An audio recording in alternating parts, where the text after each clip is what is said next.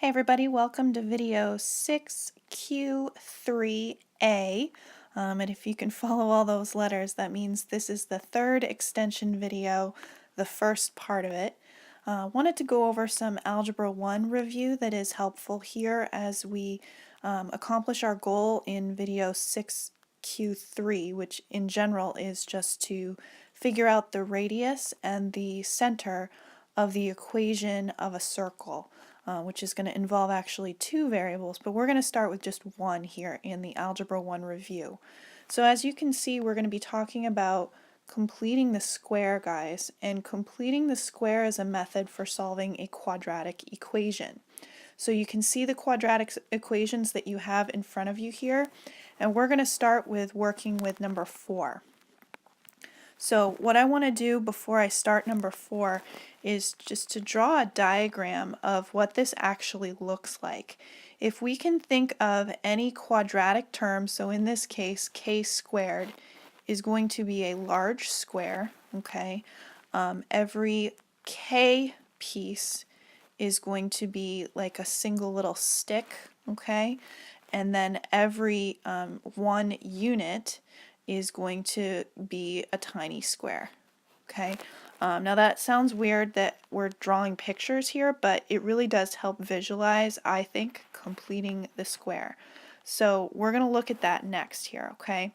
I'm going to draw the diagram for 4, which would be one big square for k squared, and then 8 tiny little sticks, if you will, for each of the k's. So there's 8 of them. So there's 4, 5, 6, 7, and 8. And pretend those are uniform in length, okay?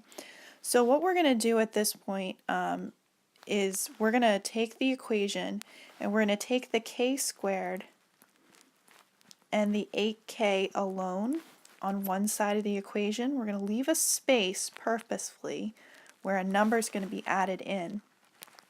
And then we're going to move that 12 over to the other side. You'll see why in a second. And then we're going to add another space over on the right hand side. And I hope you know enough about Algebra 1 at this point to realize that whatever is in this blank here is going to have to equal what's in this blank here, or else the equation is not going to stay balanced. But again, let's go back to our picture. If this is k squared here, and this whole thing is 8k, what I want to do is, instead of changing it from a rectangular shape, I want to change it to more of an even dimensions on each side, length and width being the same. So I want to take that and make it into a square. So here's what I'm going to do. I'm going to take and I'm going to cut off half of the k values, okay? And when I take those k sticks from the right hand side and I actually lay them down here, 1, 2, 3, and 4, you can see we have this space right in here where we have some unit little tiny blocks that are going to get filled in. And so remember what we said is that one of those little tiny units represents the constant 1. So hope you can see here, this is a 4x4 grid. This piece right here is going to give me 16.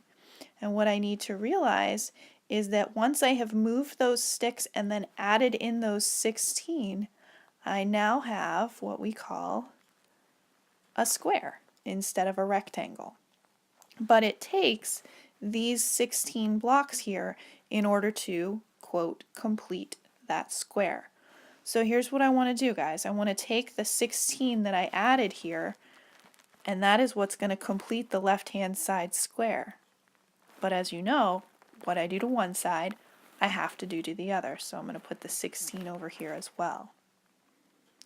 Then I'm going to go back to my picture, and I'm going to think about how I could express the area of this square right here.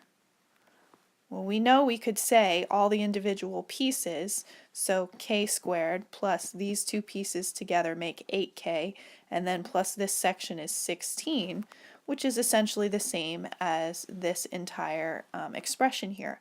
But we could also express it in terms of its length times its width. And if we thought about its length and its width, I hope you can see here that this width of the k squared has to be k and k.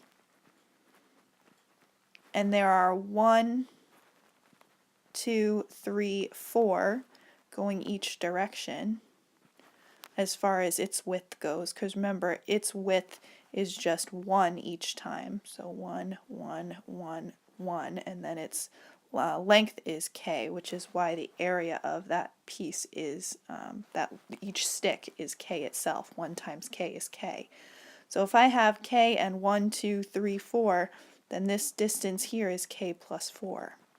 And then I hope you can see the same thing going over here, because 1, 2, 3, 4 gives me another k plus 4. So what does that mean? That means I can rewrite this whole entire side as k plus 4 all squared.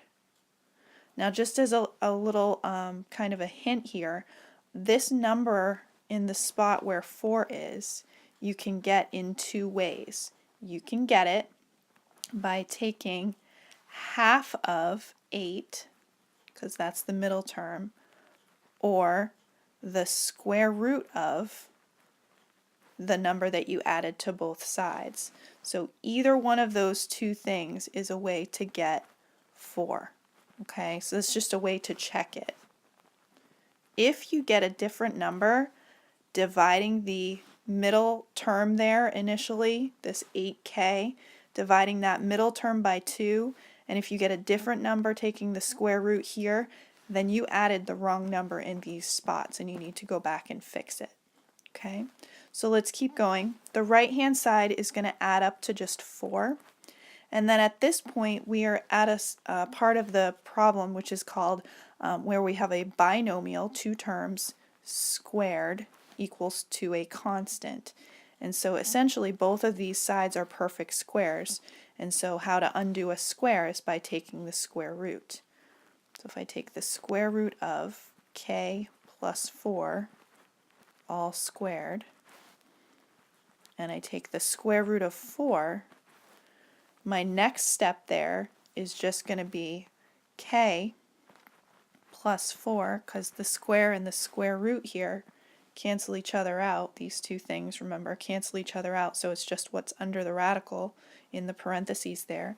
And then the square root of 4 is 2. Now in Algebra 2 and in Algebra 1, remember we have to know that there's two answers to every quadratic, so we get plus or minus 2.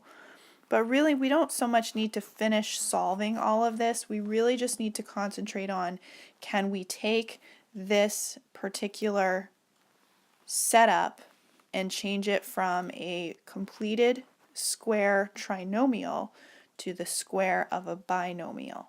Okay, that's the most important step that we really need as far as figuring out what to do to find the equation of a circle. So I'm not going to do all of these problems, but of course they're all here for you to look at.